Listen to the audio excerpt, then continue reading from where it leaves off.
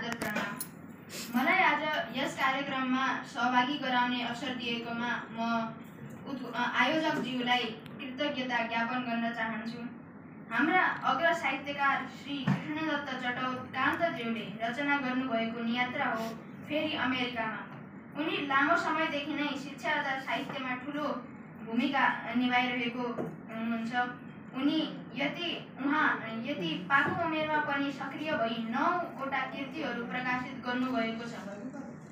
उनी अहिलेका युवा युवतीहरू तथा हामी सबैका लागि एउटा मार्ग निर्देशक तथा प्रेरणाका स्रोत हुन्। उहाँको सुस्वास्थ्य तथा दीर्घायुको कामना गर्छु तथा उहाँ कृति यसरी नै रचना गर्दै रहन् भन्ने आशा गर्दछु। श्री कृष्णदत्त चटौत कान्तज्यूले 2081मा फेरि अमेरिकामा शीर्षकले एउटा नियात्रा प्रकाशित गर्नुभएको थियो। यो नियात्रा उनले अमेरिका जाने विद्यार्थीहरूको गाइडलाइनका रूपमा प्रकाशित गर्नुभएको थियो। उनको 9औं कृति हुनका साथ यो उनको तेस्रो यात्रा संस्मरण पनि हो। यो किताब यति महत्त्वपूर्ण किन छ भने धेरै लामो चौडो गरेर पनि यो किताबलाई प्रकाशित गरेको छैन वा लेखेको छैन। उनले सर्ट बट स्वीट, सानो तर धेरै मिठो गरी यस किताबलाई लेखेका छन्। चाहे नचाहे पनि मैले यसको पहिलो पन्ना पढ्दा पनि मलाई धेरै रोचक लागेको थियो। त्यसैले मैले पुरै किताब पढ्न सुरु गरेँ। यो किताब भित्रदेखि मात्र आकर्षक मलाई लागेन, बाहिरदेखि पनि यसको राम्रो डिजाइनिङ गरेको छ। राम्रा आकर्षित कलरहरू र फोटोहरू राखेको छ र यसमा अमेरिकाका विभिन्न मोन्युमेन्ट्सहरू र पूर्वाधारहरूका बारेमा फोटोहरूमा पनि देख्न सक्छौँ। अब यसबाट हामीले बाहिरका कुरा त जान्यो भने पनि भित्रका कुरा धेरै मलाई रोचक लागे। जस्तै म केही भित्रका कुरा भन्न चाहन्छु।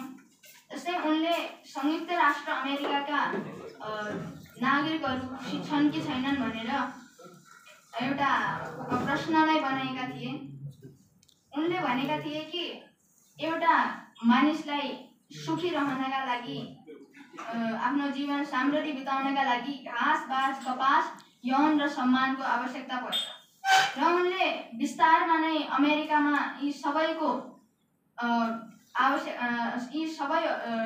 सुविधाहरू रहेका छन् भन्ने लेखेका छन्।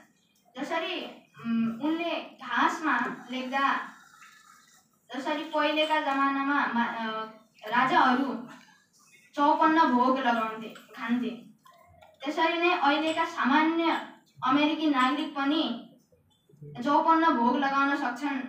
उनको क्षमता छ। अहिले किताबका अनुसार, उनको अनुसार $150 एउटा औसत कमाइ हो एउटा मानिसको।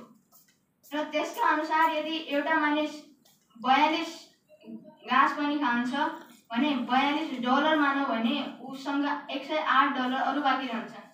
यसले ऊ आफ्नो सबै कर सबै तिर्न सक्छ। त्यसका साथै बाँसको कुरा गर्दा अमेरिकामा होमलेस पिपुलका लागि पनि सरकारले अपार्टमेन्ट्सहरू तथा घरहरूको व्यवस्था गरिसकेको छ। त्यस्तै कपासको कुरा गर्दा यो धेरै रोचक कुरा छ कि अमेरिकामा यो कपडा लगाउने कुनै निश्चित नियम छैन। अमेरिकाका विद्यार्थी र पुलिस अफिसर मात्रसँग एउटा निश्चित युनिफर्म छ, तर अरूसँग त्यति उनी जे लाए पनि उनलाई कोही भन्न सक्दैन। त्यहाँ कुनै पनि कपडा लगाऊ, त्यसले केही फरक पर्दैन।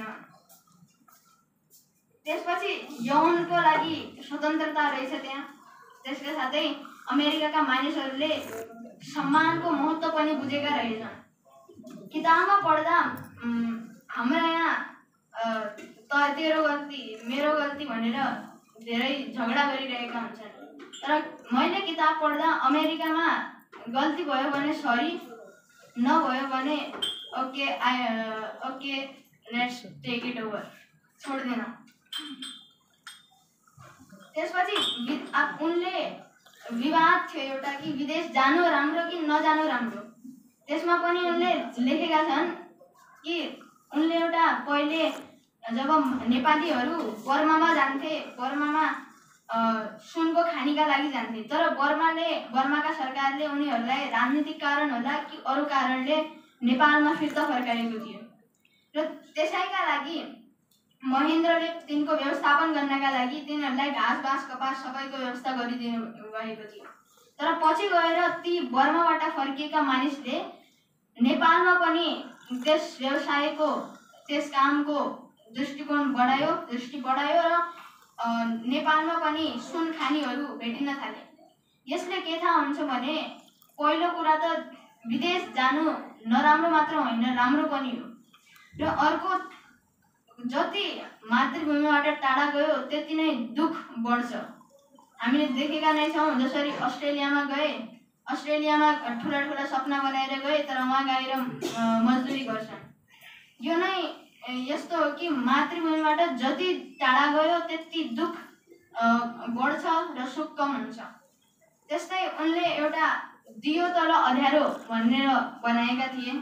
दियो तल अँध्यारो भन्नाले दियोले पुरै कोठामा उज्यालो गर्न सक्छ तर आफ्नो तल रहेको भागमा मात्र उज्यालो गर्न सक्दैन। त्यसरी नै अमेरिकाका सरकारले पुरै अमेरिकाभरि नै विकासको ज्योति छराएको छ, तर केही भाग छन्, केही ट्राइबहरू आदिवासी छन् जो अहिले पनि विकास हुन सकेका छैनन्। त्यसपछि मैले पनि केही थप्न पाएँ।